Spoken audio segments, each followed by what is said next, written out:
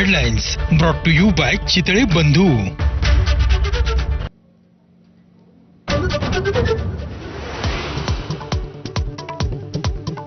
पाकिस्तानातील सूत्रधारांशी संवाद साधण्यासाठी दहशतवाद्यांकडून अल्ट्रा नावाच्या अत्याधुनिक डिव्हाइसचा वापर, तर जंगलातील रस्ते शोधण्यासाठी इंटरनेटशिवाय चालणाऱ्या ॲपची मदत. जम्मू काश्मीरचे मुख्यमंत्री ओमर अब्दुल्ला यांनी पंतप्रधान मोदींची घेतली भेट, तर पहलगाम हल्ल्यानंतरच्या परिस्थितीसंदर्भात सविस्तर चर्चा.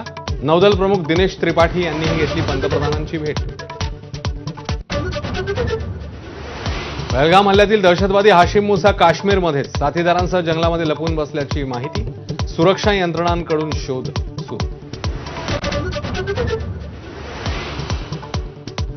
भारताचा पाकिस्तानला आणखी एक दणका. पाकमधून कोणत्याही मालाची आयात होणार नाही. आर्थिक कोंडी करण्यासाठी भारताचा निर्णय. पाकच्या मालवाहू जहाजांना भारतीय बंदरांवर बंदी. सिंधू नदीवर धरण बांधून पाणी अडवलं तर भारतावर हल्ला करू. बिथरलेल्या पाकिस्तानच्या संरक्षण मंत्र्यांकडून भारताला पुन्हा पोकळ झाली.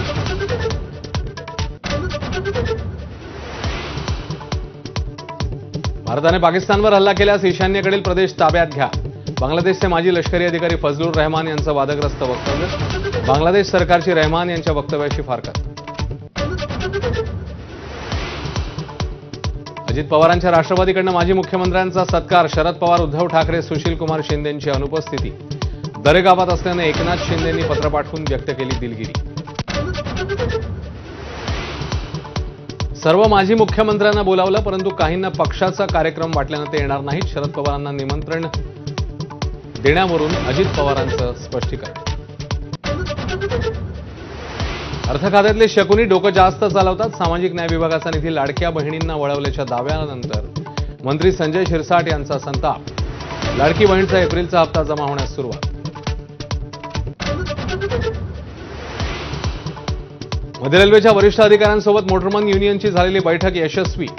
मागण्या मान्य झाल्यानं मोटरमनने दिलेला आंदोलनाचा इशारा मागे.